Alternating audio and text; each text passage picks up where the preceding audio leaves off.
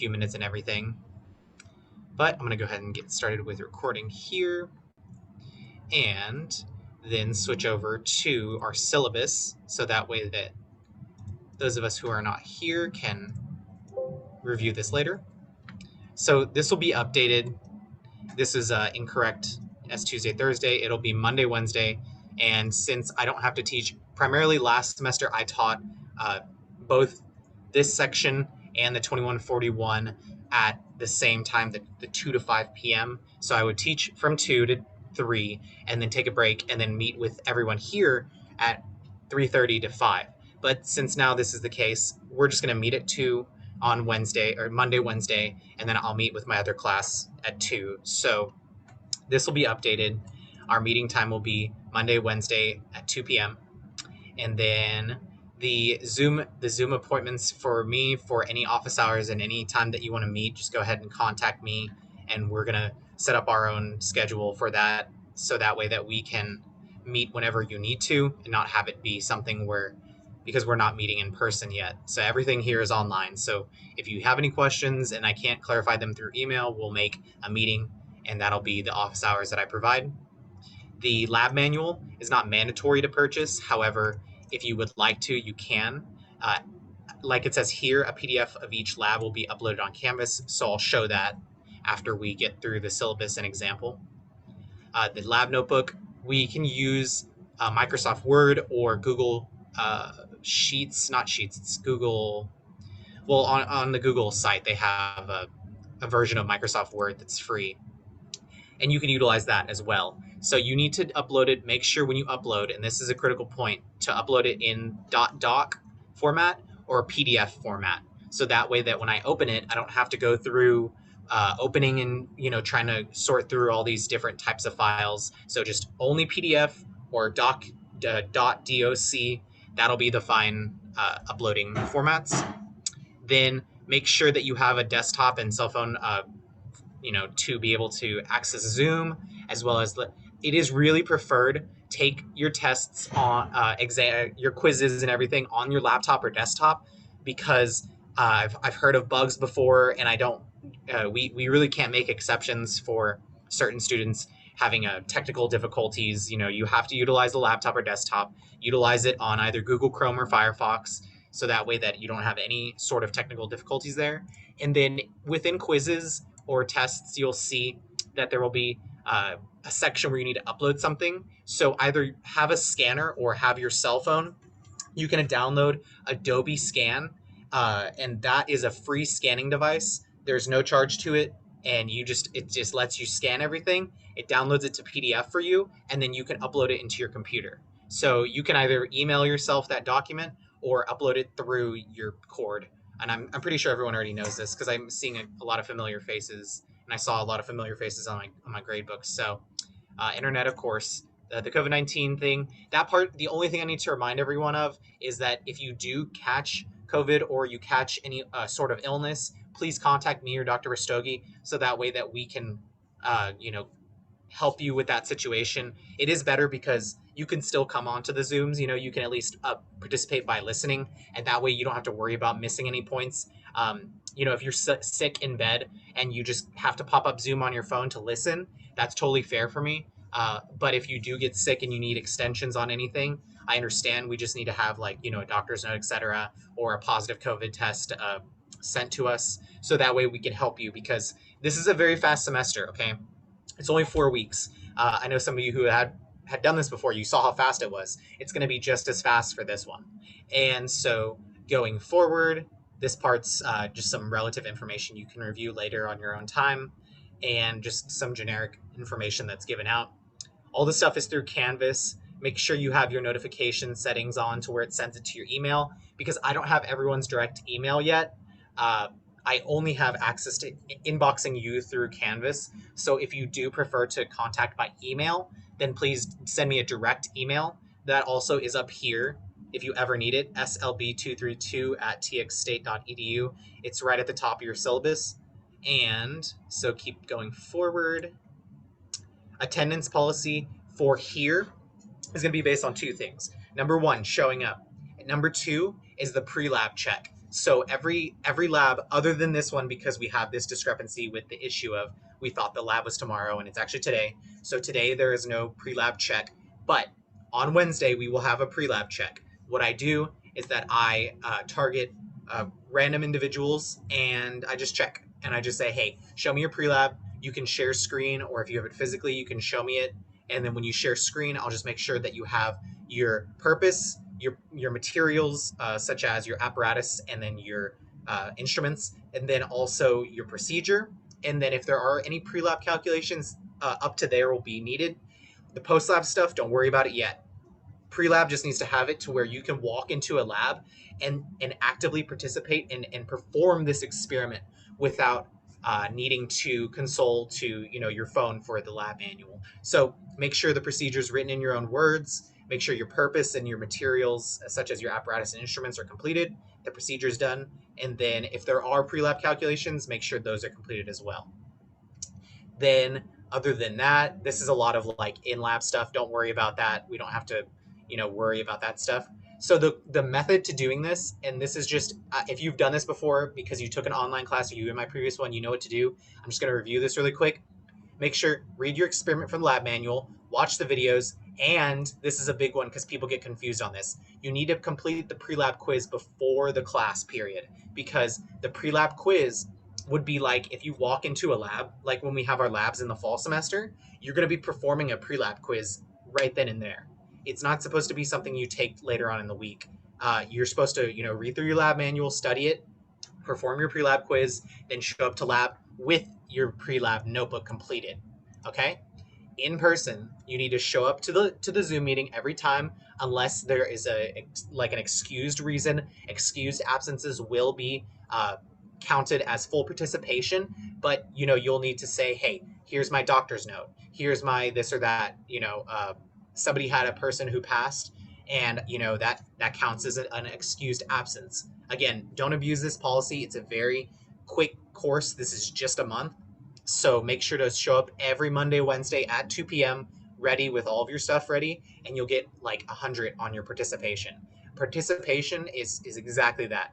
You just show up, have your pre-lab done, be ready, be attentive during class, and then you're good to go. After the lab day, you need to complete your lab notebook, and it will show you the due dates at the end, and then submit your PDF to it, and then as well, start to prepare for your next lab. So the way to complete your lab notebook, I'll show you an example of a really good lab notebook that I have, and then that way we can go forward for you to see what you need in it. And this is your bread and butter, okay? If you don't know how to format your notebook, or you have just come into Organic Chemistry 2 lab from being away from labs for a while, this is what you need to look at, okay? Make sure that you have your title. Make sure your header has the name, the date, and then, the full experiment and everything. So I'll show you an example after this, and just go through this list every time if you need to refer to it to know where your points are going to be, and then how that I grade personally. A big portion of it is going to be the post-lab questions. Look at this, 20 points. This is huge. If you don't do it at all, you're not going to pass that notebook. That's just clear in a day. It is 40 points total. If you don't do any of the post-lab calculations, you get 0. That means that that's a 50. So make sure to do the full thing. And I really harp on this because a lot of people lost a lot of points by just leaving post-lab questions blank. So please don't leave anything blank. Even if you need to take an educated guess, that is better than a 0, right? So make an educated guess, partial credit, that'll count. If you just leave it as blank, it's a 0.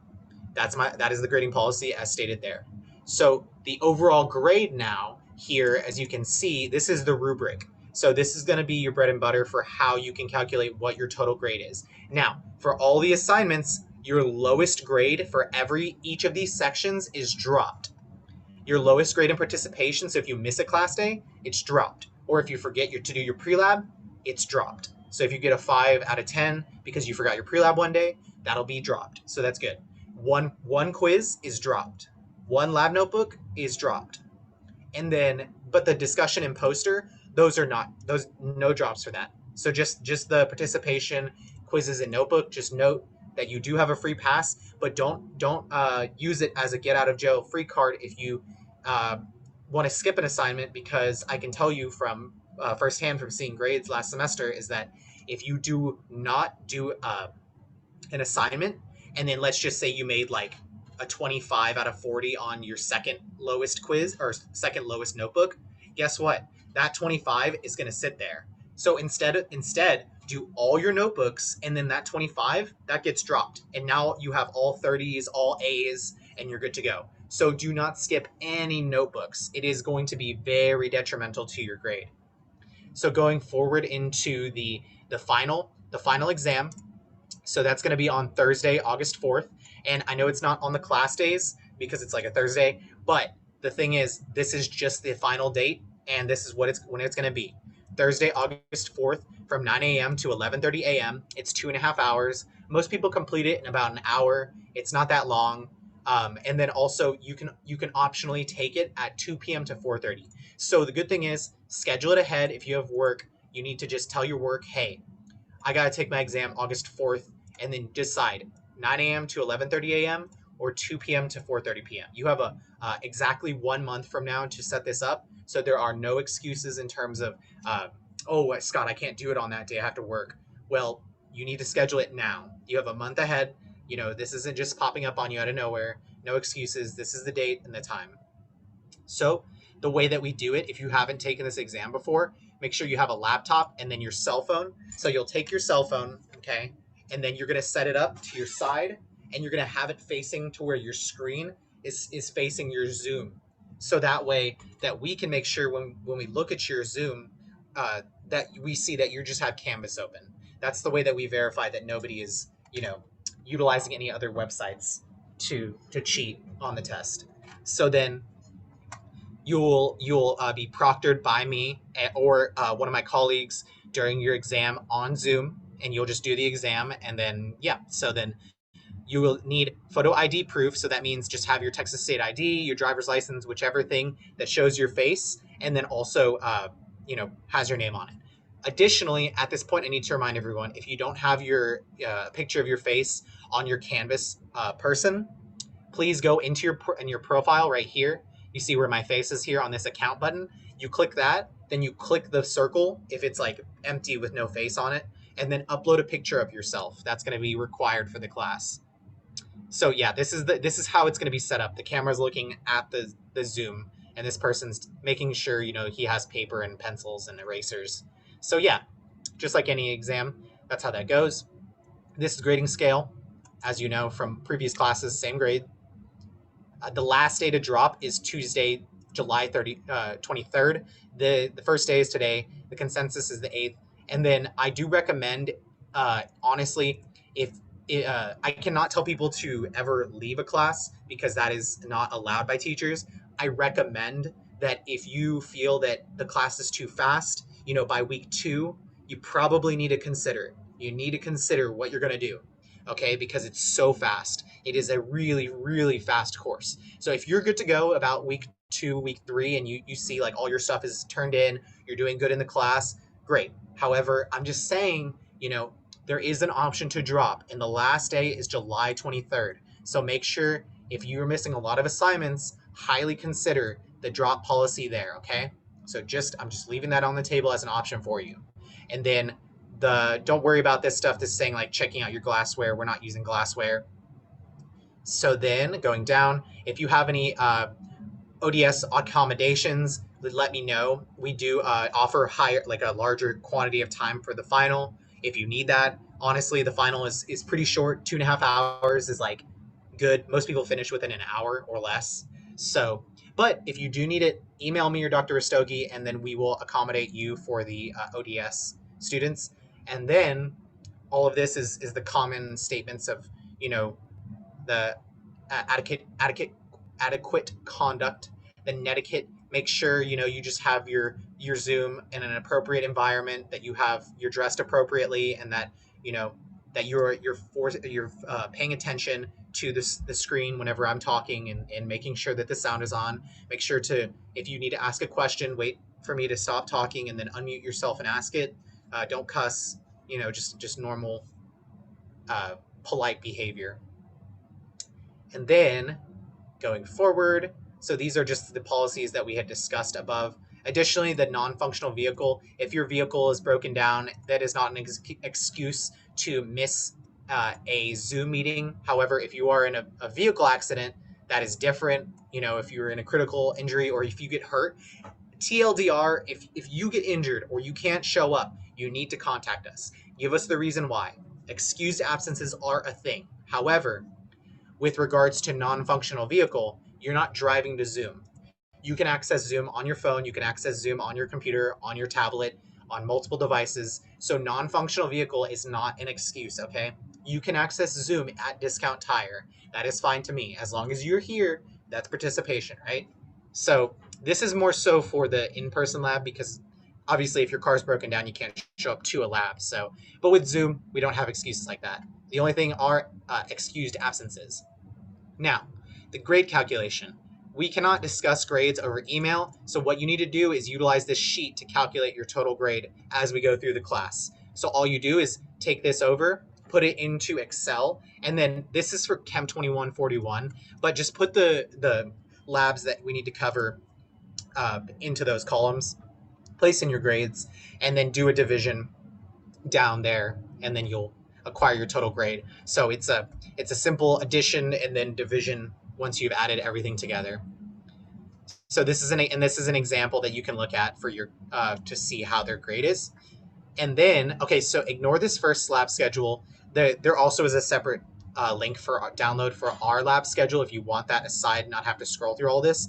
But this is going to be our schedule, and this is going to be updated. Okay, so July 5th is supposed to be today. Is going to be the safety lab and the lab safety, labware, math. Make sure that you've gone through all that. You're here at the Zoom meeting. That's good. Okay. And then make sure to complete your lab notebook. So what you need to have at the top of your lab notebook for this safety lab. Let's discuss that actually when I open up that module, and then we'll go through that. I just want to get through explaining out this better. So the due date will be next Monday at 8 a.m. Additionally, the other lab we're discussing today, IR and NMR, will be due at July 12th. Yes, July 12th, Monday at 8 a.m. And then finally, this is incorrect here. We're gonna update this schedule because this is saying it's also due, but it's not. The reduction of let me see. Oh no, yeah, okay. The reduction of 9-fluoronone is correct. The reduction of 9-fluoronone will be on Wednesday. That's the lab we're doing Wednesday, and then that lab will also be due Monday. So you're gonna have 3 things due Monday: your safety lab notebook, your IR and NMR notebook, and your reduction of 9-fluoronone notebook. The safety lab notebook should only take you like 15 minutes. It's very short. You need to add 20 rules. Very simple. Let's go ahead and jump over there. So this is going to be your full schedule, but we're going to update it, and then we're going to get it sent back out to you, and I'll remind everyone through Canvas so that way you can get the real schedule since now we know it's Monday, Wednesday. Okay, so to access your modules, now this is how you're going to do it, all right? So one moment. To access your modules, you're going to come to your Chem 2142 July 2021. You click home, and then for some reason it jumps to syllabus. But anyhow, we're going to update this online lab schedule over here. That's going to be updated. Then what we're going to do is these are going to be all of your modules. This is for day 1, week 1. This is also for day 1, week. This is strange because now it's listed as this. So let me check here how the schedule is supposed to be played out. If we do reduction on Wednesday, and then we do oxidation Monday, and then we do Diels-Alder Wednesday, and then we do nitration Monday, polymerization Wednesday, dibenzyl acetone Monday, synthesis and analysis of aspirin Wednesday, and then your final will follow a week after. Okay, so this is the thing here. The last day of class is going to be July 28th, okay? Now, this is slightly different than our June schedule, and I think that this is going to work out better for us. You're going to get front-loaded really hard this week, okay? You're going to have your safety lab, you're going to have your IR lab, and you're going to have your 9-fluoronone lab. It seems like a lot, okay? But hear me out. This is going to help you tremendously. The issue is if we push back this aspirin lab over to August 2nd, so the last lab would be July 28th, okay? If we push it over to August 2nd, that means that your aspirin lab is going to be due on the day of the final, which would be 2 days from then. So if we expedite this course and we start with the IR NMR today, I honestly think it's going to help everyone out. So I'm just going to go forward and make the executive decision that we're going to do the IR NMR lab today. You're going to have the safety lab, the IR NMR lab, and reduction of 9-fluoronone all due on Monday. All right. I know it seems like a lot, but hear me out. When you finish this aspirin lab with me on July 28th, and just kind of look at your calendar so you understand what I'm saying here. July 28th, when you finish your aspirin lab, that means that it would be due August 2nd, okay? Then your final is going to be August 4th. That gives you 2 days to study. Now, I'm going to leave this as a rhetorical question. Would you rather that you do the aspirin lab on that Monday and it be due the exam day in 2 days? Or would you rather have a week for you to finish all of your notebooks, all your quizzes, finish out everything, do all August 2nd, and then your final the 4th?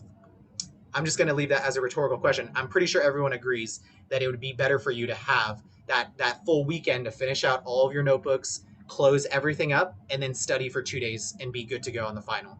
So the executive decision is going to be that week 1 will be IR and NMR and reduction of 9-fluoronone. And I'm going to have him update the portal. I'm going to see if I can edit these so that way it looks better, because this will be week 1. This is week 1. This is week 1 as well. Then week 2, day 1, week 2, day 3. Or sorry, week 2, day 1, week 2, day 2. And then week 3, day 1, polymerization. Week 3, day 2. And then the final week, week 4, would be synthesis of dibenzyl acetone and then synthesis of aspirin. So we're going to finish everything by July 28th. You're going to have all notebooks due on August 2nd. Your final will be August 4th. I think that'll work way better, because this past in June semester, they had their last lab on July 29th. That means that their aspirin lab was due the morning of the final, June 1st. That's 2 days. So not only would they have to do the lab and do their lab notebook, they had to study for their final as well. So I think this is going to be better for y'all. I know it's going to cram it at the start, but honestly, long term, you're going to really appreciate this, because it's going to help you be able to have more time to study and not be having to cram that aspirin lab out at the end. So let's go ahead and get started here with the lab safety stuff. This is what needs to have been done. And if you have not, then this needs to be completed. Make sure to go through all of these and make sure to especially review this. Some people have some problems here with percent yield, actual and theoretical yield, limiting reagent, and stoichiometry. This is a good review. Go forward and do that one, especially if you need to review how to do percent yield or theoretical yield. That one can be a little tricky and easy to forget. Then go forward, and then we're going to complete the safety quiz lab if you have not before. And then finally, on Monday, the safety lab notebook will be due. So the notebook needs to be a list of 20 safety rules, okay? All you got to do is, at the top, your title, safety lab notebook. In the corner, your name, first and last name. My name, just put IA, Scott Barrett. The section, our section here is, and double check, 754. Yes, 754 is our section. So you'll put Chem 2142, section 754, and then below that, go ahead and just put the date. Like if you start today, July 5th, 2021, and then you're good to go. It is the easiest notebook. You'll probably get 100 on it because it's super easy. As long as you do all 20, you format correctly, you're good to go. It's a practice. It's a practice at formatting. So I'm going to show you an example of A100 really quick. Let me open up this.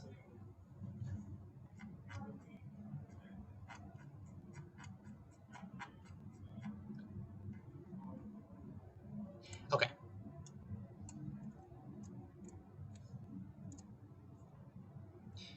So a student last semester, she willingly helped out here with this one. So as you see here at the top here, you put your name, your chem your section, your date, and then the title. They didn't put my name, but that one I'm not too picky about. It's mainly like your name, the section, the date, and then the title. The purpose, make sure that you have a good purpose here. This could be a little longer as long as you have enough detail there. That's going to be the biggest part of the grading. Look at the syllabus for more information towards what exactly is graded in there. Apparatus. This is critical. People make massive mistakes on this.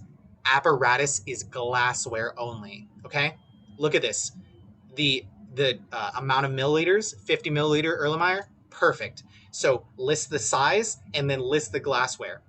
If you want to say gravity filtration apparatus, that's cool. Give me the glassware. Glass funnel, 100 milliliter round bottom flask, perfect. Okay, going down. Instruments are only machines. This is a massive thing. People get points off for this because they mix them. They like to mix. Don't mix them. Oven, scale, hot plate, IR spectrometer, melting point machine, done. All right? Hazards. These are your chemicals. It needs to be plain and simple, all right? 1. What is it? Substance. Perfect. Hazards. Give me a couple important hazards. If it's something like water, don't list water. It's fine. We use water every day. If it's something that's like slightly like this, sodium bicarbonate, it's safe, but it can cause irritation if inhaled. So that's something you might want to put, okay? Now, waste. This is where people miss a lot. Organic and aqueous. You need to know the difference, because if you're in lab and you pour aqueous waste into the organic bin and it's not soluble, now you've potentially put the safety personnel who have to dispose of that bin in danger. So, waste, this will be critical points for you in this hazards section. The big points here are listing out your substance, the hazards, and then if it's organic or aqueous, or if it's solid. If it's solid, I'll count that too, okay? Pre-lab calculations, always have them here, such as this. Procedure, in your own words, list out a step-by-step procedure in whichever way that you like.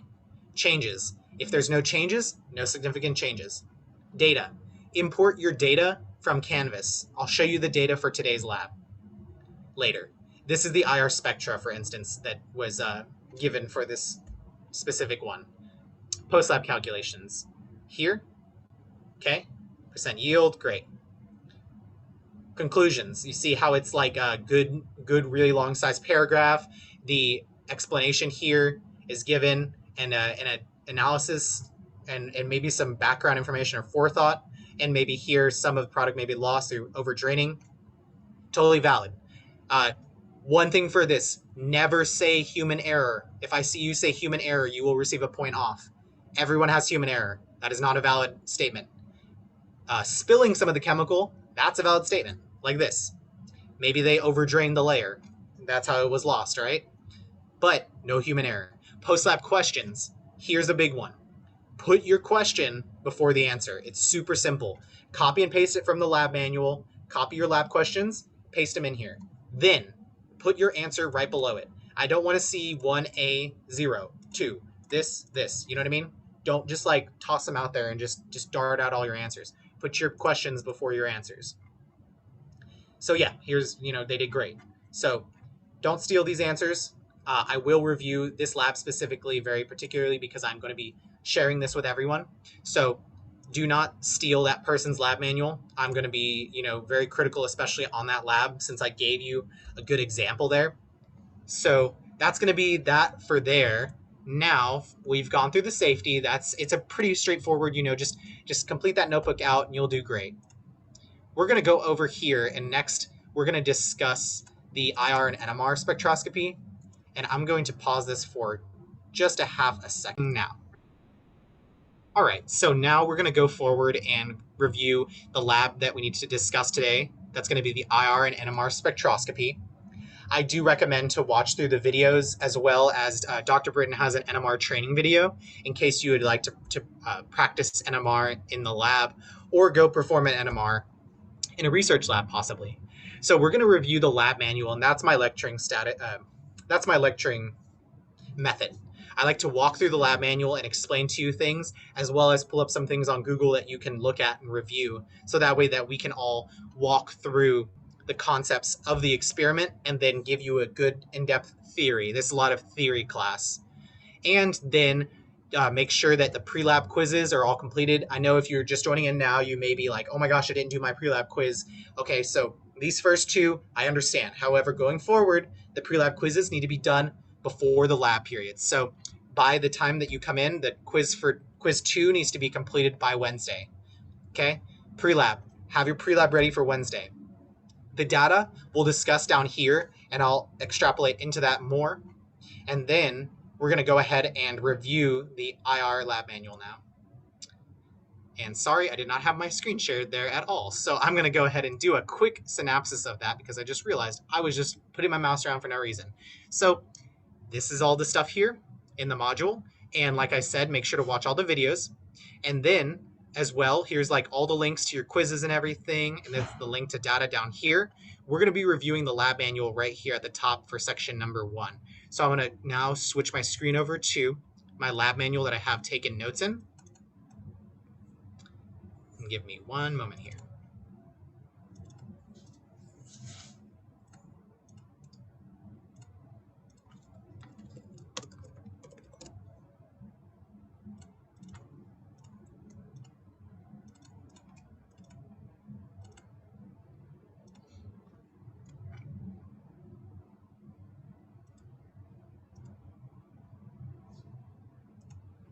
Okay, so for reviewing the lab manuals, what I do is I like to go through and take the most important parts and discuss them with you because some of the things are background information such as industrial facts and random background facts about it, but I want to just get the nitty-gritty out of the way so that way we can both save time and focus on the important things that we need to focus on, okay?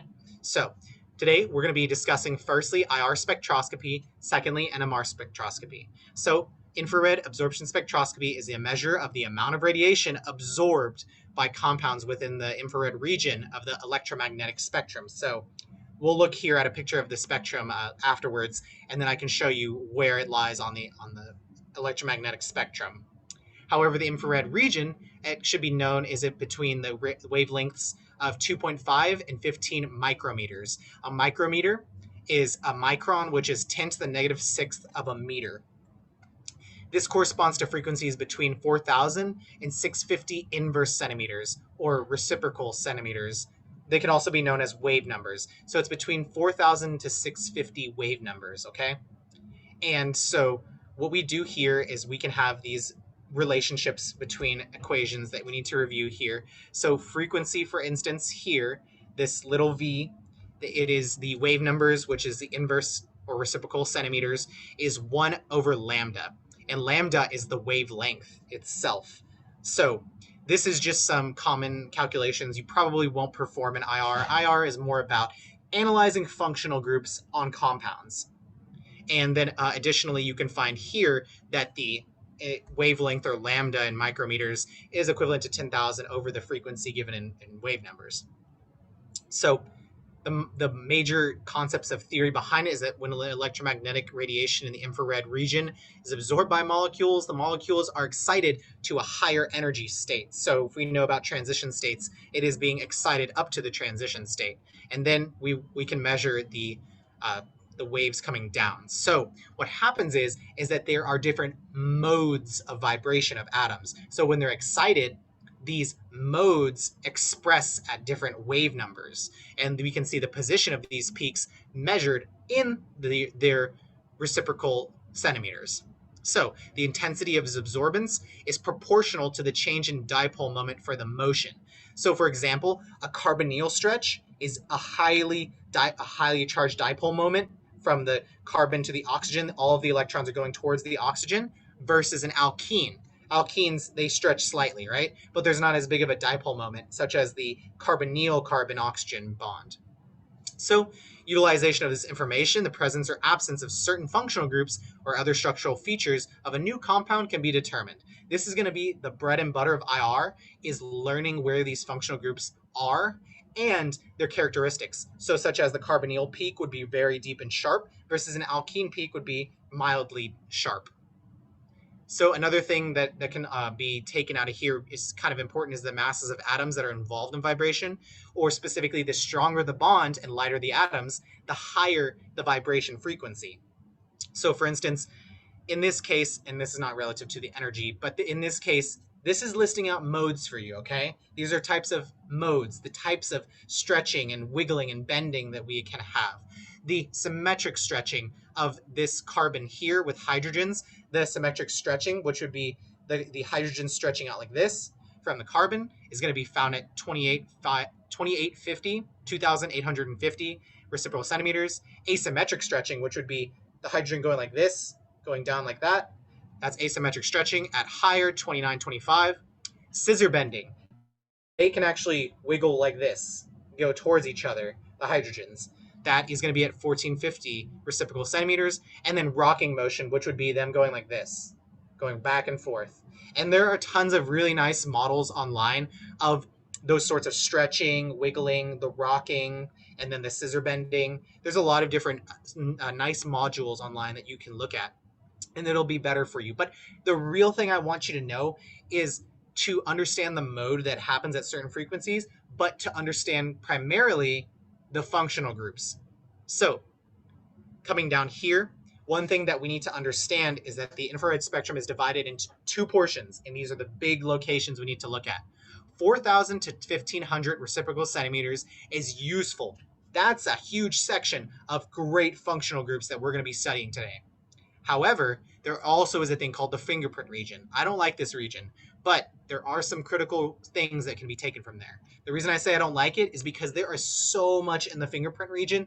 Usually, you're going to identify most functional groups over in the primary region of 4,000 to 1,500 inverse centimeter. So, for instance, an X to H single bond stretching, such as an oxygen hydrogen or nitrogen hydrogen or carbon hydrogen stretching. So it's just the stretching between the main primary element and then the hydrogen is going to be between 3,600 to 2,700. Hydrogen bonded OH to at halogen or an ammonium ion stretching is 3,300 to 2,500. Triple bonds can all be seen within the 2,400 to 2,000 region. Double bonds are seen even lower in the 1850 to 1550. And then finally, single bonds are 1600 down to the fingerprint.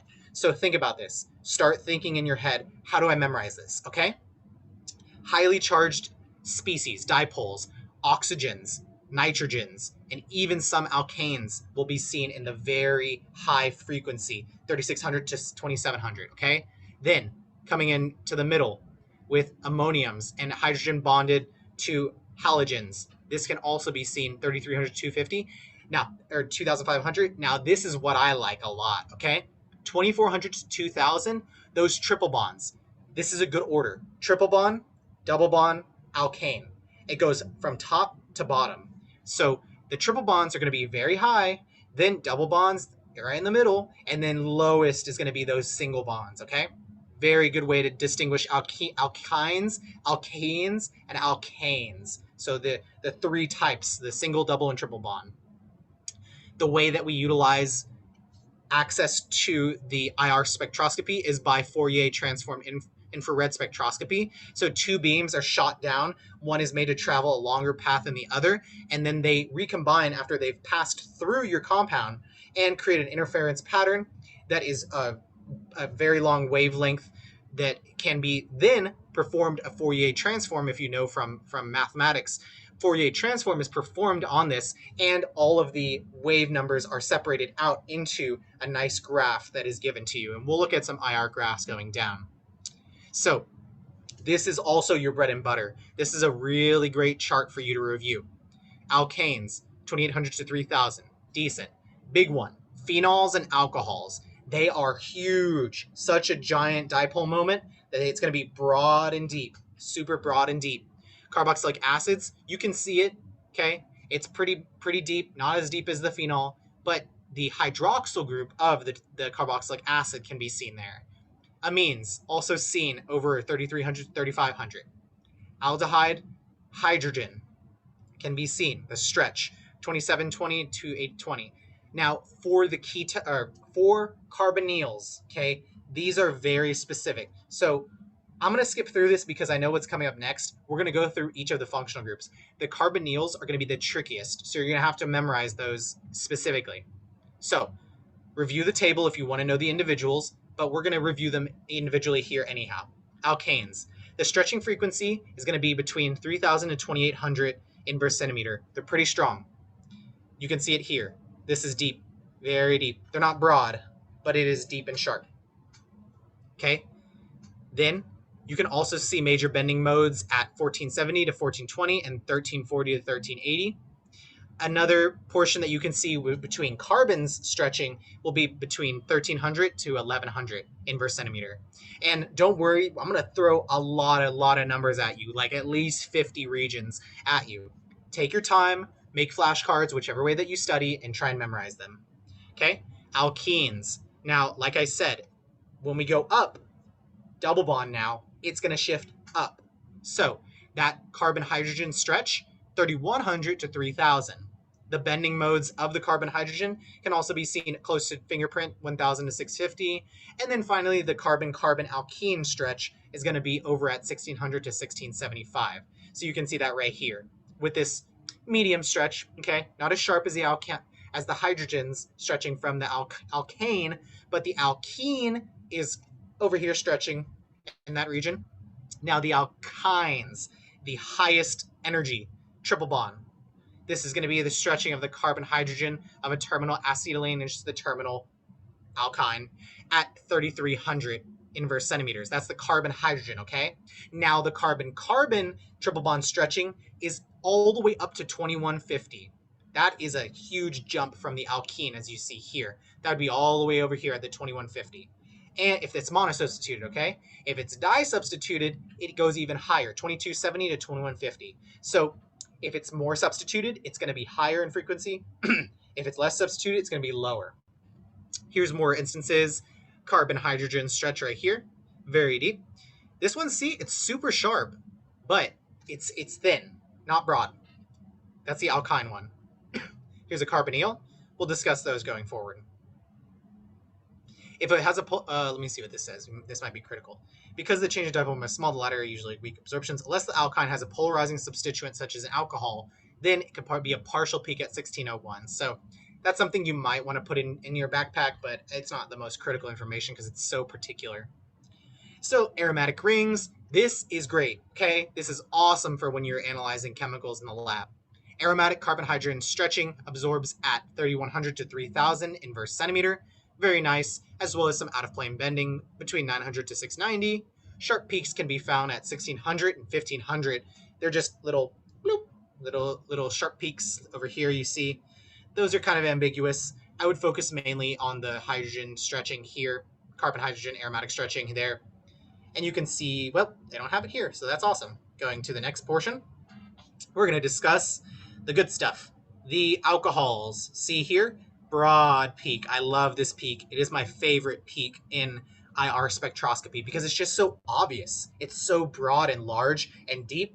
You just know it. And guess what? Over here, 3650 to 3600. Honestly, it can range huge. You can see this. It goes almost to 4000, all the way over from 3000. And additionally, it is aromatic. So the aromatic group is kind of making it more deep than it usually would be. But you can see an aromatic carbon-hydrogen right here. It has a secondary trough. And then also the CH2 bonded here for the benzyl alcohol, the CH2 right here. It's going to be right here at the 2800 to 2900. So anywhere between, honestly, like getting close to 4000 all the way to the maybe 3100 is going to be a really key indicator of an alcohol, a phenol, an enol. Other parts of it can be noted that strong bands due to bending can be observed at 1500 to 1300 and 1220 to 1000. Honestly, I would look over here. That's like such an obvious peak on any sort of IR spectra that you look at. Then aldehydes and ketones, the carbonyl stretching frequencies of saturated aldehydes and ketones. Okay, this is going to be where you're going to have to distinguish it and either make flashcards or study it in a specific way. It is very close to each other. Carbonyl stretching frequencies, 1735 to 1710 for aldehydes. So I'm going to repeat that and highlight it. 1735 to 1710 inverse centimeters for aldehydes. Ketones, 1725 to 1700. You see how close they are? But they are, the aldehyde is a little higher, the ketone is a little lower. Now make sure you also note it is acyclic ketones, because ketones, they can be cyclic in nature. Something we're making this semester will be I think that was 2141, the conversion of cyclohexanol into the ketone version of it. So the oxidation of that in that case would be it would be cyclic ketone, because that would perform a ring. Acyclic would be something like acetone. It's just carbon, carbon, carbon, and then the carbonyl oxygen. So acyclic are going to be over here. Now, aryl aldehydes will be lower, 1700 to 1690, and diaryl ketones at 1670 to 1660. Let me show you a quick diaryl ketone, just for an example.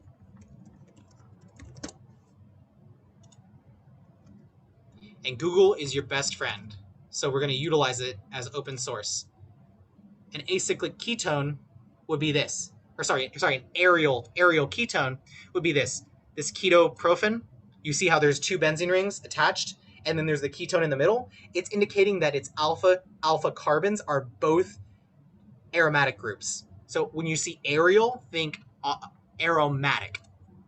I just wanted to show that as an example so that way we could clarify, because I know there's a lot of vocabulary that you're probably getting refreshed on from OChem 1.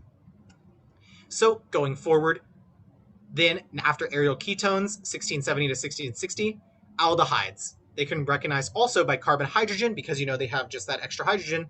That's two peaks at 2850 to 2700. That's not happening for ketones. That's an indicator. Cyclic ketones, 4 or 5 membered rings. You can also have glucose rings, like sugar molecules, etc., that have ketones attached. 1780 to 1745. Those are shifted up. So if it is a cyclic ketone, see it going up. If it's an aryl ketone, see it going down. Carboxylic acids, okay? This is pretty good, but it still falls into the carbonyl group in terms of that 1700 region. That 1700 region is going to be a mess for you. So you're going to have to memorize them and think hard. Especially, there are indicators like the carboxylic acid, because it has an alcohol on it. The most characteristic one is a broad peak from 3300 to 2500 inverse centimeter, because of the hydrogen bonded OH stretching. So look out for that if you're looking at carbonyls, because the other ones don't have that. The carbon hydrogen stretching as well, you should see, the carbonyl group. So the carbon and oxygen stretching, this is where it's the 1700 region, 1730 to 1700, and can be shifted by adjacent unsaturation. So an alpha double bond to that carboxylic acid can be shifting it to 1720 to 1680, okay? So these are good graphs. Right here you see this really, really deep and broad. It's so deep because it's such a good dipole moment. Remember that. The deeper it is, the stronger the dipole moment. That's the ketone coming down here for this instance. They're saying infrared spectrum of an aldehyde, so that they inappropriately did that. Anyways, this is a carbonyl. Let's just call it that, because that is what it is in this drawing. This says CHO, so you can notice that there are some aromatics down here, but that hydrogen is very critical on the aldehyde. The alpha hydrogen to that aldehyde is going to be seen here with a little peak. Then, IR spectra of carboxylic acid, look at that. So deep and broad. Clear alcohol. Alcohol is the easiest to see on IR spectra because you know where to find it. And then your really deep ketone, or your really deep carbonyl bond, the CO double bond, it's such a good dipole moment. That's why it's so deep and broad right here. So clear. And then obviously you add together the two pieces of the puzzle. You see the hydroxyl group. Hey, I have a carboxylic acid. Now, carboxylic esters. So remember the ester. It's going to be, instead of that OH group, it's going to be the O with a carbon or any sort of chain that goes off from it. Saturated ester carbonyl stretching is observed at 1750 to 1730. So the carbonyl stretch is a little higher. Unsaturation adjacent lowers it. So you'll find it around 1740 to 1710 or so. If the alpha carbon is unsaturated, which would mean the carbon alpha to the carbonyl, one step over, has a double bond. Then unsaturation adjacent to the oxygen. So if that ester, the carbon attached to that oxygen on the side, has a double bond, beta carbon, then you're going to increase the frequency this time by 20 to 30. So it's actually going to go over to 1770 to 1750 about. And it'll shift the whole thing upwards. So whichever quantity that this frequency is. The carbon oxygen carbon stretching of esters. So remember the ester, it's that carbonyl carbon and oxygen and then another carbon. So that's the ester right there. That stretching is 2 bands actually at 1280 to 1050. The asymmetric stretching peak, which would be them stretching separately. This is symmetric, then asymmetric, they would be stretching separately, would be at 1280 to 1150. Now, cyclic esters, so if a lactone is attached to that ester group, then it can absorb at higher frequencies because as the ring size decreases. So 5-membered rings would be 1770. The 4-membered rings would actually go even further to 1820.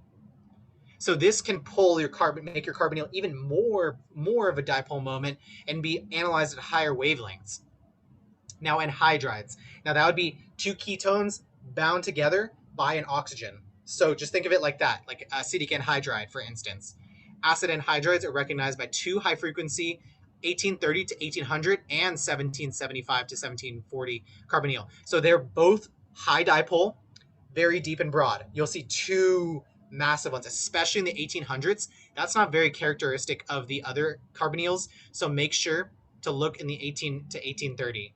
And then also here, because you're going to see the 2. Now we're getting close to the end. Don't worry, we're almost through this. Amides and lactams. Amide carbonyl stretching is between 1700 to 1630 inverse centimeters. Adjacent and saturation and ring formation can shift it higher, just like the rest. And then amines, you can find nitrogen-hydrogen stretching at 3500 to 3100. That's pretty far out there. So as you can see down here, there's your amine stretch. And then also some bending, 1640 to 1550. Now, ethers, that would just be a carbon with oxygen, or oxygen with carbons attached to the sides, such as diethyl ether or anything like that. Asymmetric carbon-oxygen stretching in between 1280 to 1050. Phenols and enol ethers, you find them 1275 to 1200. And dialkyl ethers, 1150 to 1050. Now, epoxides, you may know the triple bonded one. Are individually bonded by 3 bonds. That can be found over at 1270 to 1240 and 950 to 810, 850 to 750. Okay, now getting down to amines, primary and secondary, NH stretching in the 3500 to 3300 again. Then they say that also there's 2 bands approximately 70 centimeters apart. So if you see it as a primary, you'll see one, and then you'll see another one that'll be just separate, kind of like the whole anhydrides one. Secondary amines only show 1 band though. The intensities are less than that of oxygen-hydrogen because the electronegativity is lower, thus less of a dipole. So the nitrogen-hydrogen bending and carbon-nitrogen stretching are not as strong, and they can occur at approximately 100 inverse centimeter higher frequencies. So in addition, they also find a broad band at 900 to 700. As you can see down here, it gets messy, so I really don't like that area, but it is there for out-of-plane bending. Now, these are particular ones, so easy to remember because they're separate from all the rest. The nitro groups, that would be a NO2, nitro. High polarity, super strong, okay? Very, very strong. Asymmetric stretching, 1560 to 1520, and symmetric stretching, 1360 to 1320. So it's NO2. Nitrile, C triple bonded to an N, nitrile. A sharp, usually strong absorption at 2260 to 2220 due to the carbon-nitrogen stretching. That's it. Just that carbon-nitrogen triple bond. Very strong, very good compound. All right. I'm not going to go through all of the walkthrough of how to perform the IR. I'm going to give you a brief summary because there's a lot of stuff going on here, okay? And we're already an hour in. I'm not going to give you another hour of how to prepare IR samples. I definitely recommend to watch the video. What you're going to do is, for a liquid, you would place a thin film, a drop or 2 of the liquid on it. The window is going to be sodium chloride, so it's literally a disc of salt. It's a salt disc. So never put water on it. It is very hydrophilic. It absorbs a lot of water. Hygroscopic is the word I was looking for. It absorbs water very readily. No water. You place the plate into the machine, and then the machine shoots the lasers through. Bada bing, you're good. Pull the plate out, rinse it off with alcohol. Very like isopropyl alcohol. It'll pull all your compound off, and you don't want to ever use water. Acetone is even probably dangerous with this. So yeah, see, DCM, hexane, or something that's nonpolar, acetone can pull water. You don't want to use it. Solids. This is actually pretty good. You can make a little crushed pellet, and I like that. You can. This is where you put the salt plate into. By the way, you would put the plate into this little machine, screw it down, then push the plate in there, run the machine. You'll see a video of it, and it'll be a lot better visually for you because I can only verbally describe to you as much as possible. The KBR pellet. I love this one. I'm going to skip over this solid because this part's it's not very relevant. We don't really ever do that. The KBR pellet is the better version of this. What you do, you take a solid solution or dispersion of your compound, okay? You take dry KBR powder, which is potassium bromide, very safe compound. You take 5,200 milligrams. You crush it up with a mortar and pestle. Then you put a couple drops of your compound in there, or if you're solid compound, you put a couple milligrams of your sample in there. You mix it up. Super easy, okay? You take it. Now, you're going to put it into this thing called a pellet press. And then you're going to open the top, okay? You take your screw off. Now you have an open container. Put your KBR compound in there. Take your screw, put it on. You screw it together, and then what it does is it actually compresses it and turns it into a nice pellet. Then you take the pellet, and then you can put it into the holding thing that they have there. So there's another holding disc that's like this, but it's a circle, and then you screw them together into the plate, and then you put the plate in there, you run your IR spectra, and it goes straight through, shoots the beams through, and you run it, and you get a great sample. NuGel, I hate it. Terrible. The reason it's terrible, so it's an oil, it holds your solids, blah, blah, blah. Absorption bands, 2850 to 3000, 1460, and 1375. Great. Now I know that I have my compound. No, you don't. You have NuGel in there. There's a huge issue there. It'll get in between like so many of your compounds. I never want to use this ever again in my life. Don't use NuGel. No good. And they even say it like in here. They're like, this is not used as much now because it's just not good. So going forward, this is the main areas that you want to take a look at for your IR, because these are the primary areas for functional groups. So make your flashcards and study these very well, and you'll get a good grade on this part. Just make sure to go through very well and get all of this taken in with as well as the procedure. So going into here, make sure to answer these questions here. These are going to be part of the generic procedure as well. And then for part E, we're going to review onto the data on Canvas here shortly. Here are your post-lab questions. Do not forget to do this. Remember, 20 points. So perform all of the post-lab questions here. And then your pre-lab questions, they're pretty simple. And make sure to have those as well above, like below your procedure, but above your post-lab questions. Okay, now I'm going to switch over and show you the data for that really quick, how to access and what to look at. Okay, so here, online section, use lab manual experiment. Okay, so we just discussed that. Pre-lab questions. So those are the pre-lab questions we just discussed there. Those should be completed in your lab notebook. Okay, now pre-lab IR unknown sample. Click here for your spectra. Okay, this is your spectra. What you need to do is copy and paste this image over into Microsoft Word. Okay, go through, and I want you to label the individual peaks. Look at all of those nice peaks. I think I see a carbonyl. So go through and make sure to tag the individual functional groups there. Then, oh, got something broad here. I wonder what that could be. Also do it here with these functional groups. Ah, this one's broad, but it's shifted down. Wonder what it is. So go through and copy those into your lab notebook, and then give the functional groups, and that will be your data analysis for that.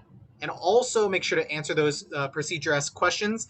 And then they say also IR post-lab questions, page 13, questions 1 through 6. Let's go back here, and this will be recorded in case you need to review later. What are questions 1 through 6 on page 13? Page 13, questions 1 through 6, right here. Post-lab questions, answer them. So big, so many points that I don't want you to lose. All right, so that's a lot. There's 2 labs for this. I'm honestly gonna just briefly cover NMR on this part because it is really more critical for you to understand the locations than it is for you to understand all of this crazy nonsense of background and theory. The first part you need to know, NMR spectra. It ranges inverse, 0 all the way up to 14. So when you look at a spectra, you're going to read it like you're reading like a Japanese novel from right to left. So 0 is all the way on the right, and it goes up to 14 to the left. Upfield is towards 0. Downfield, like they say, downfield, down towards 14. Okay? Chemical shift. This is the parts per million. This is the chemical shift from 0 to 14. Those are the parts per million for the chemical shift. And it is relative to the number of protons attached to the carbon, is a function of the environment of those protons. And we'll look at a chart to see where the functional groups are taken. Now, multiplicity, this is critical. The multiplicity of this one is considered a doublet in this case. Okay? So is the number of lines in a signal. So a singlet is 1 line, doublet is 2 lines, triplet is 3 lines, quartet is 4, doublet, 2 twos, and multiplet, whole scatter. Okay, let's look at this one here. This guy's here is adjacent to a carbon with 3 hydrogens on it, okay? Now, doublet, they are mistaken. That's false. This would actually be a quartet. So what you do, you take 1. 1 is your basis. Add the adjacent hydrogens to it. So in this case, there's 1 hydrogen here. There's 3 hydrogens. This would be a quartet. So because it'd be 1 plus 3. That's 4, quartet. Right here, looking at this, we have 3 hydrogens. 1 plus 3, that's going to be 4. So 4 plus 1 is 5. It's a multiplet. And then here, this hydrogen, these are only adjacent to, oh man, I'm misdescribing this. Okay. We're going to hone this back in because I need to clarify something here. I just realized. Okay. Restart. So you know that it starts with a basis of 1. Okay. This guy here. This is technically adjacent to a carbon. It is not adjacent to a hydrogen. So this is actually just a singlet. Okay. I made a mistake. This is a singlet because it needs to be adjacent. So for here, this here, when we look at these hydrogens, so you know there's 3 hydrogens sticking out, okay? If you look at just one of those hydrogens, there are 2 adjacent hydrogens to it. So it's going to be considered a triplet. So 2 plus 1 is triplet. Here, again, if you look at 1 hydrogen, there's 2 hydrogens adjacent. That's a triplet. This is a terrible example, and I'm going to have to show you a better example of multiplicity going down. But one big thing, and this will be very easy to understand, is integration. The vertical distance on integral of the signal at a given chemical shift is proportional to the peak area. So you're actually integrating the area of that peak. And it's just known as the number of protons at the given chemical shift. So if you physically wanted to do it, you can actually divide the vertical integration by the number to get the vertical distance per hydrogen. So there are 6 hydrogens in that case, so that would be 2 methyl groups in that given instance. So at a given integration, seeing these 2, they're similar, they would actually be at the same location of chemical shift because they're the same chemical, they're the same polarity, they're the same thing. They're both at the same parts per million location. The chemical shift is location. The integration is the quantity. So this would be 6 integrated. This would be at a different parts per million integrated as 1.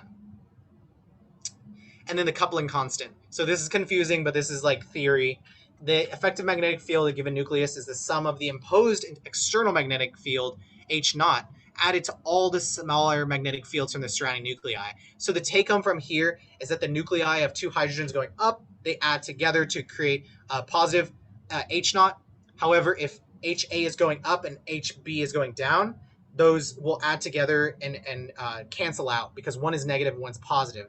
So that is the effective idea of a coupling constant.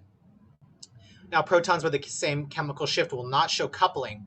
Protons on the same carbon or geminal will show coupling if they have different chemical shifts. So, for instance, they're saying here protons with the same chemical shift, they don't show coupling because they are similar in equivalency. However, for instance, HA and HB, they're not equivalent. So one is axial and one's equatorial. They are not equivalent. They will have different chemical shifts and they will couple to each other, but you would see two shifts on your spectra. Now, when things are all together, like if you looked at methane, it would only show as one peak, but it would be a singlet with an integration of 4 because it would be a carbon in the center with 4 hydrogens. Now, multiplicity, this is finally, I don't know why they briefly covered it up here and then didn't actually show you down here. This is going to be a good example of it, okay? So this is going to be a doublet. The reason that they have that, I'm trying to see here exactly how that they're quantifying that as a doublet. Let's start from the right. So this carbon with the hydrogens, with the 3 hydrogens on it, the adjacent carbon has 2 hydrogens. So 2 plus 1 is 3. That makes this a triplet. So once again, this is adjacent to 2 hydrogens. Add that to 1, it makes 3. Doublet of quartets. One second. I'm in the middle of class. The doublet of quartets is going to be this on here. So the quartet is going to be the 3 hydrogens. That's going to be counted as the quartet because the 3 hydrogens, you add 1, it makes a quartet. Now the doublet is going to be this hydrogen here plus 1. It makes a doublet. So you have a doublet and then you have your quartet, which would be the 3 hydrogens and 1 hydrogen, add 1 to each, doublet and quartet. Now this one here, I believe it may be a doublet on itself because the issue is I'm seeing with this notation is it's saying, okay, I'm understanding now. So this one right here, the CH3 group, okay? You have your 1, your basis set 1. Now your adjacent hydrogen to this carbon right here, this is what they're analyzing, the adjacent carbon. This carbon has 1 hydrogen on it, making it 2 into a doublet. So once again, these guys, they're alpha carbon, 1 hydrogen. Add 1 to it, you got 2. Same thing here. You add 1 to it, you get 2. Both of those are doublets. This is multiplet because it has friggin' everything everywhere. Now this one is a doublet because of the 1 hydrogen and then a quartet because of the 3 hydrogens on this one. So that's how you assess multiplicity. So here is some examples of NMR spectra that they have in quantifying the location with the given quantity of hydrogens on it. I don't see the spectra here, but so here I think is the example. Yeah, here's example B. Okay, so at 0.9 chemical shift. Okay, so here's the chemical shift, right? Like I said, from right to left, 0 to 10. So 0.9, there's a triplet here, and you can't really see it because it's not very good, but it's a triplet, and there's going to be integration of 6 hydrogens. Now, at 1.2 to 1.6, and that's the range, 1.2 to 1.6 ppm, there's a multiplet of 5 hydrogens. Then over here, at right before 2, 1.95, there's 1 hydrogen. It's just a singlet. It's saying a BS. I don't know what the B is. Anyways, the 3.52 location, you got a doublet. So it has at least 1 adjacent hydrogen to it. So what you have to do is you have to go through and deduce with the quantity of hydrogens, what chemical are we looking at? So this same substance, example B, by counting there are 13 protons bonded to the carbon, we deduce that the other proton must be bonded to oxygen, and that we therefore have an alcohol functional group. Okay, so whenever we have a deuterium deuterized chloroform sample, when it's shaken with deuterium oxide, the signal for the OH proton disappears, having exchanged with deuterium. So deuterium comes in on NMRs, and it exchanges with hydrogens. And so that's why we use deuterated chloroform, is so that way that we don't get a giant chloroform peak from its hydrogen. So from the data in table 13.1, we found that we had a methylene about 3.4 that integrates for 2, and then that's how you deduce this specific chemical within it. So then methyl groups also stand out because they're intense signals. So that was seen as the 3 hydrogens that can at most only 2 protons on neighboring carbons. So we know now we have another methyl group attached. And then we can deduce from the table that methyl groups are at 0.9 ppm. And that is where we find as well the 6 proton signal at 0.9 ppm. So we have to put together the puzzle pieces. And once we do, with the CH2, CH3s, and then this singlet hydrogen we talked about here, and then finally the carbon here adjacent with a doublet to this alcohol group, the methylene carbon. So the big thing and the reasoning that we utilize NMR is so that way we can actually analyze stuff like this. So this cycloheptane, actually cyclooctane ring, would have a different hydrogen shift than this one because it have an alkyl chain. Instead, there's 2 hydrogens on this one actually. There's only 1 hydrogen on this one. And then on this, you have 2 different spots that are entirely different. You actually can't even analyze this because there's no hydrogen. You would only analyze that. So that's how the reasoning of why we utilize NMR is to break down compounds and understand better why we have different locations for chemical shifts. So they're saying here, the procedure, it is super simple on how to do it. All you have to do to prepare an NMR is to take your sample, you put it into a test tube, you add in a little bit of your deuterated chloroform, deuterated DMSO, or D2O, whichever one you use, you put it into the test tube, you mix it up, congratulations, you've created an NMR sample. Place it into your NMR tube, put a cap on it, take it to the NMR machine, then you have to utilize there's going to be a little holding device, and you place the holding device into the NMR machine. You go forward, utilize the software. The software is also Fourier transform, and it performs Fourier transform on your NMR signal, and then you are left with your nice chemical shift graph from 0 to 10. Well, over to 14 technically, but 10 is where they leave you there. And so these are the ways that you're going to be utilizing this and how to perform it. I don't know why that they're doing carbon here when they're not giving you an adequate explanation. I think it's like highly inappropriate of this section to do it. However, this is what I want to tackle here, so pay attention. The problems here, you need to take these and you need to place these into your lab notebook for the NMR section, and then you need to analyze it and draw it. Okay, locate these locations and then draw that chemical.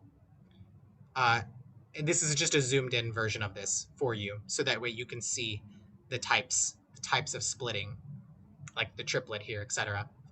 This is a carbon. It's going to be kind of hard for you. If you can complete that, that'd be great. However, this is proton NMR, so I'm not going to be critical on the carbon section for you. Go forward as well for this one, problem 2, problem 3, and problem 4. Those are going to be your data analysis post-lab NMRs. This functional group, I'm tossing it out. I don't like this. This is very old, antiquated stuff. This is important.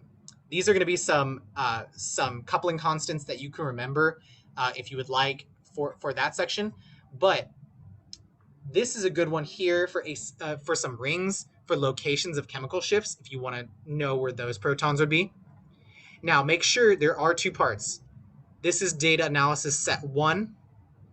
This would be considered like your pre-lab part. Then there is post-lab questions here. So you're going to have to go through and do the same thing. Locate the location. According to Canvas, NMR, page 23 to 27, problem 1 through 4 for pre-lab. So that's your pre-lab question there. That's a lot, I understand. So that's why you're going to have a week to complete this. So answer those questions, locate what the chemical is, and then draw it out for me. Then post-lab, like I said, that second section of those, take them in, put them into your notebook, and then answer those. So the NMR is going to be really short on procedure section because it's really simple, right? So give me a good purpose, give me a good conclusion of what you learned, maybe your favorite chemical shifts, and then analyze the chemicals. Now, this is how I'm going to help you with NMR, and you can review this video again at a later point. This is going to be how I like to review NMR. So NMR ppm shifts chart. This is a very crucial and critical portion that we're going to be utilizing. So we have a week to answer both the pre-lab and okay, so Charlotte, so for the pre-lab for today, because half of the students are missing, we have a class of 30-something students, 36. Now, we had a mishap because everything was supposed to be due tomorrow, Tuesday. However, this class is Monday, Wednesday, like I said before. So the pre-lab is not due today. The pre-lab for the next lab will be due on Wednesday. I will be checking pre-labs on Wednesday. This pre-lab is going to be just washed. I'm not looking at anyone's pre-labs because there was a mishap in the communication. I'm not going to hold anyone to it when I told everyone class was Tuesday. So since class is today, the pre-lab is not due. But the pre-lab and post-lab need to be completed in your lab notebook whenever you turn in the lab notebook on next Monday. So now let's focus over to here, and then we can address ulterior questions so after the recorded session is completed. When you search up NMR ppm shifts chart here, you can see this is really good. Okay, carboxylic acid all the way down to 10 to 12. Aldehyde, that hydrogen all the way up to the higher 9s. Amides, anywhere between mid 5s to low 8s. That's going to be a phenyl with an oxygen on it. So that's a phenol. Phenols can range between 4 to 8. Aromatics. This is a crucial location for aromatics. Those aromatic hydrogens between 6 to 8. Very good. Double bonds with a hydrogen on it. Anywhere between 5 into mid 6s. Additionally, terminal alkene hydrogens. Those are going to be closer to 4 to mid 5s. Alcohols. So that's a carbon attached to a hydrogen that's adjacent to the alcohol, not the alcohol hydrogen. That's going to be between 3 to 4. Then you have a phenyl ester. That's going to be the hydrogen on the ester part. That's going to be closer to 3.5 to 5. A fluorine adjacent to a carbon with a hydrogen between 4 and here. Bromine, lower ppm 3 to 4. Chlorine in between there as well. Iodine as well. Aryl, going to be closer to in between 2 to 3. Then we also have another aldehyde that hydrogen shift can be seen here down from 2 to 3. This cyano with an adjacent carbon hydrogen is between 2 to 3. And then a dimethyl amine that has a carbon with a hydrogen can be found as well between 2 to 3. Alcohols in general can be found anywhere between 1 to 5. And then amines, their hydrogen can be found anywhere between the higher decimal point to 3. So there's a lot of these here, great spectras that you can definitely look at. I recommend look at these while you're trying to analyze your charts, and you can see this looks way better than the antiquated lab manual version because you can actually see it. With there, they do like weird dots and stuff that I personally don't prefer. I think this is and this is good too. Look at that. And they even explain spin coupling. So singlets, doublets, triplets. Amazing. There's very great resources out there that I recommend to just search up NMR ppm shifts charts on Google. So I'm going to end the recording session because I've covered everything that needs to be said, so that way I can upload it and everyone can watch it. And then we can switch over into our Q&A section. So thanks for watching the recording.